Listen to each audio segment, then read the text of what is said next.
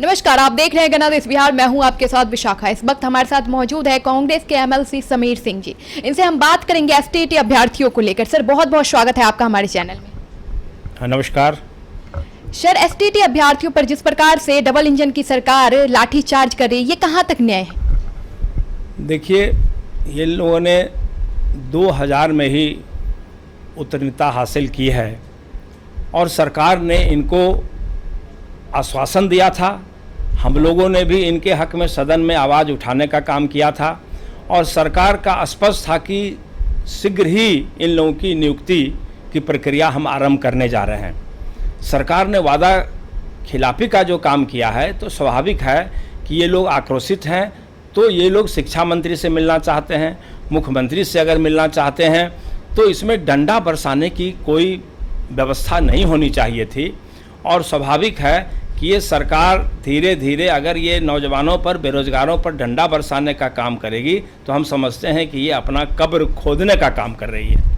Sir, जिस प्रकार नीतीश सरकार जो बोलती है हमेशा महिलाओं को लेकर आरक्षण देते हैं तो कभी कुछ तो कभी कुछ, तो कहा जा रहा है कि अभी जो लाठीचार्ज हुआ है उसमें गर्भवती महिलाओं पर भी लाठीचार्ज हुआ है, ये कहाँ का न्याय है? नहीं, अब इससे दुखद बात कुछ हो ही नहीं सकता है कि महिलाओं पर लाठीचार्ज किया जाए, वो भी जो अपने रोजगार की बात करने के लिए आई हो उस पर लाठीचार्ज किया जाए। इससे शर्मनाक बात कुछ हो ही नहीं सकता है। ये बहुत निंदनीय है, शर्मनाक है अपने राज्य के लिए। वो भी महिला पुलिस नहीं बल्कि पुरुष पुलिस ने उन पे लाठीचार्ज किया है। अब तो कहा ना कि लज्जाजनक विषय है। अगर महिला पुलिस भी लाठीचार्ज करती है और या पुरुष करती है, जिस अवस्था में वो महिला है, अगर वो गर्भवती है और उस पर लाठीचार्ज कराया जाए तो इससे शर्मनाक घटना हमारे लिए कुछ हो ही नहीं सकता, इस प्रदेश के लिए, शासन के लिए। तो कांग्रेस उनके साथ कहां तक खड़ी है, एसटीटी अभ्यर्थियों के साथ? देखिए, कांग्रेस पार्टी शुरू से ही इनके हक में है और जहां जहां जरूरत पड़ी है सदन में, सदन के बाहर भी हम लोगों ने आवाज़ बुलंद किया है। इसलिए कि बेरोजगारी दूर करने का ही ये लोग ढिंढोरा पीटते रहें, चाहे केंद्र की सरकार हो, बिहार की सरकार हो। और अभी विधानसभा चुनाव के बाद और विधानसभा चुनाव के दौरान माननीय मुख्यमंत्री जी ने कहा था कि अब हम रोजगार को दूर करने पर समय देंगे और बिहार में रोजगार का जाल बिछाएंगे और हम दरोगा की बहाली करेंगे, शिक्षकों की बहाली करेंगे, नर्सेज की बहाली करेंगे। ये सब बात तो वो बोल रहे हैं, लेकिन किसी न किसी कारण से उस प्रक्रिया में खुद बाधा डाल करके वो जो है सो इसको टालना चाहते हैं। तो स्वाभाविक है कि अगर ये टालने का काम करेंगे तो अब जनता जो है इनको धीरे धीरे समझ, केंद्र के सरकार को भी समझ रही है, इनको भी समझ रही है। जब ये क्या बेरोजगारी दूर करेंगे, जब ये कोरोना काल में सर, तो ये तो अब ये एक तानाशाह वाली सरकार हो गई। ये अब जब शिक्षक को नहीं छोड़ रहे हैं तो आम जनता को ये कब कहीं नहीं छोड़ सकते हैं। ये शिक्षक हमारे जो बच्चे हैं उसके भविष्य का निर्माण करने के लिए आए हैं प्रतियोगिता परीक्षा के जरिए।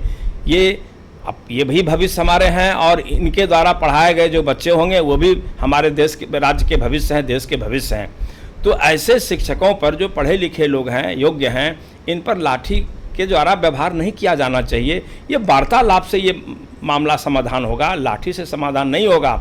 अगर ये लोग इतने बड़े कुशासक हो गए हैं, मोदी जी का भी उसी तरह से तानाशाही चल रहा है देश में, उसी तरह से ठीक उसी के तर्ज पर हमारे माननीय मुख्यमंत्री जी भी अहंकारी हो गए हैं और अब सुशासन का तो अब सरकार बिहार में है ही नहीं। और कोरोना काल में ये स्पष्ट रूप से पूरे बिहार की जनता ने देख लिया, जिस तरह से लोगों की मौत हुई और तड़प तड़प के लोग मर गए, हॉस्पिटल में दवा नहीं मिला। तो इस सरकार से कोई उम्मीद नहीं है, न बेरोजगारों को उम्मीद है, न किसानों को उम्मीद है, न सरकारी नौकरी में जो लोग हैं उनको उम्मीद है। सर, तो आप एसटीटी अभ्यर्थियों को क्या कहना चाहते हैं, कुछ दिलासा देना चाहते हैं कांग्रेस की तरफ से? नहीं, हम तो कहते हैं कि कांग्रेस पार्टी आपके साथ खड़ी है और आपके हक के लिए जहां भी सड़क पर भी आने की जरूरत होगी तो हम समझते हैं कि कांग्रेस पार्टी के नेता और कार्यकर्ता उनके साथ रहेंगे।